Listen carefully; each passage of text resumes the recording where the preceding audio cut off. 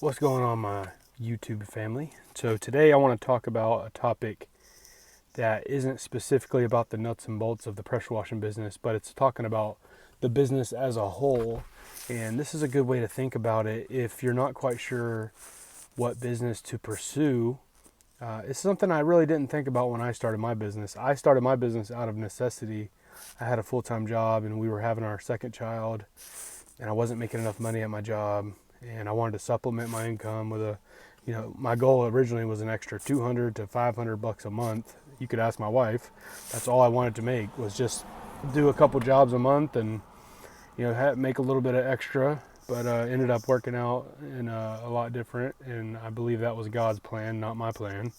But I wanted to talk about, when you're thinking about starting a business, you have to ask yourself a few different questions, because not every business is worth it. There's a lot of businesses where there's high earning potential, but that's the only good part about it, right? So there's four. I wrote down some notes because I like to babble and ramble on and on, and I forget where I'm at. So I wrote down some notes. So there's four main categories that I could think of right off the top of my head. If I was, let's say I never started my business and I was trying to find one to start. Sorry, I'm parked. Let me show you where I'm at. I'm actually on a job right now. I'm doing this vinyl picket fence here, or not really picket fence, but whatever it is. Doing that metal roof and back little pool deck, but got my trailer set up, and I was just taking a quick break and wanted to make this video. I've been wanting to make it for a couple days, but anyway, four main categories. Number one is what is the income potential? All right, can you make the amount of money you want to make to sustain your life or to improve your life? Number two, quality of life. Number three, is it meaningful? Number four, you need to consider, what's the business model, right? And I'll go through these one by one. So income potential. When you're thinking about pressure washing, ask yourself, is there potential for me to make decent money? Can I replace my current job and even go higher than that? And I would say 9 times out of 10, yes, unless you're a millionaire CEO or something. I mean, you probably could, but it'd take a minute. But it's possible. There's guys out there making millions doing pressure washing. I don't know any, but I see people riding around with crazy rigs and people online or whatever. But so in my opinion, yes, you can make great money doing this. Now, number two, the quality of life. So you could pick a business where you make a ton of money, but what's the quality of life? Do you need to work 25 hours a day, 8 days a week? Or is it something where, depending on your goals, again, if you're single, you're not married, you don't have kids, you can work a whole heck of a lot more, and you will reap the benefits, okay? You will feel the benefits of working more, okay? But you want to think about the quality of life. When you think about people that have been doing pressure washing 20 plus years, look at them and say, do I want that life, right? Whether you're wanting to be a real estate agent, you want to start a construction company, you want to be a roofer, whatever, you want to own a restaurant, what's the quality of life long term, right? Because the quality of life in any business in the beginning is not great, right? You're overworked, you're too tired, not enough money, not enough time, all that. So you got to consider the quality of life that you're going to get, and talk to people that in the industry for a long time, and ask them, what's your schedule like? What's your responsibilities like? How often do you work? Do you choose to work a lot? Do you have to work a lot? Ask those questions, right? Number three, is it meaningful? Are you making a difference in your community? Are you making a difference in individuals' lives? Do you feel good when you complete the work, right?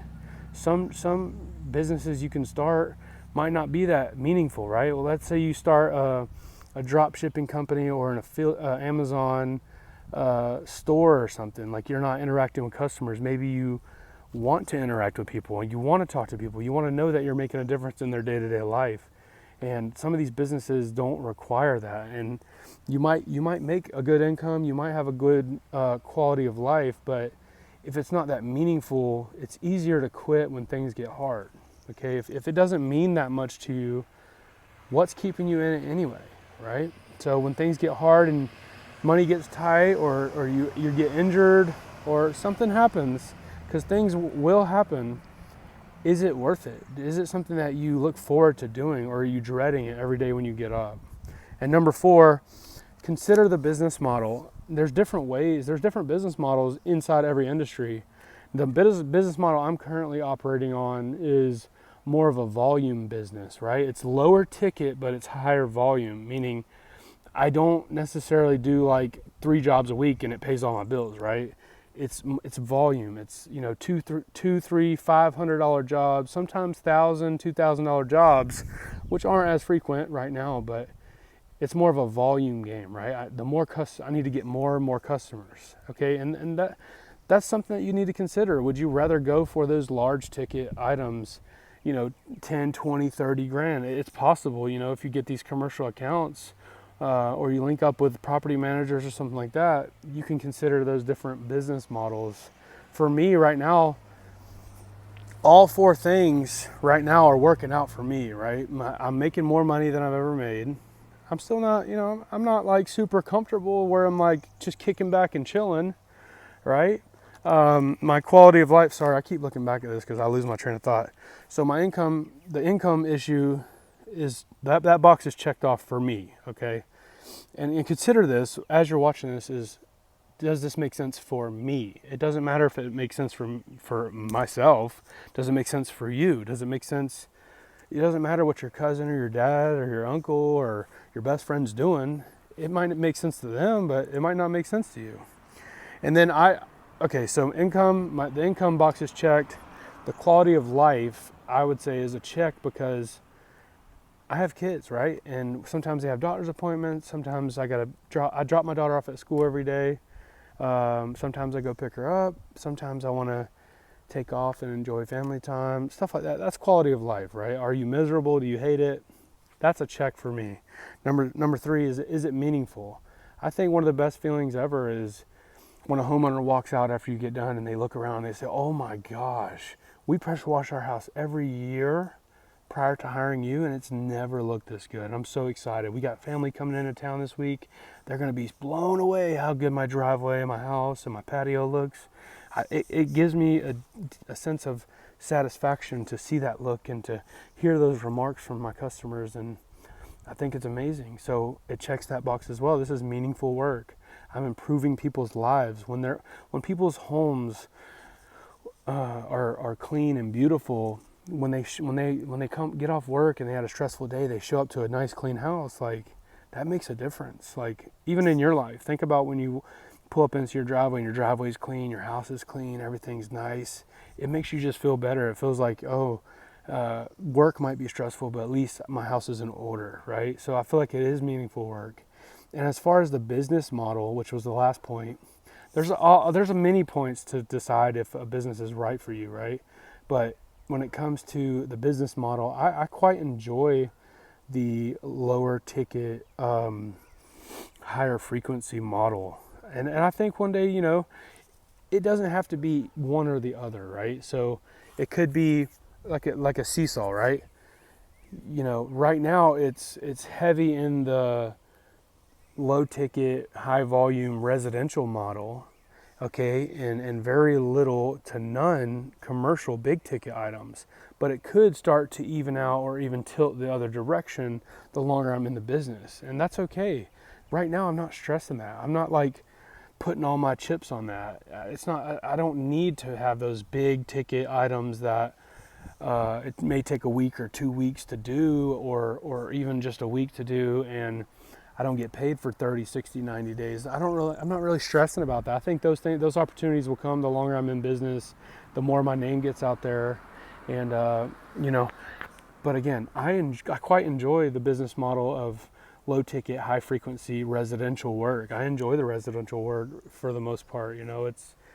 And again, this video, I'm not like a business guru. I'm just talking about when you're considering a business or career path, don't just jump into it because you see some people succeeding based off of vanity metrics, right? What they look like online, or the trucks they drive, or the clothes they wear.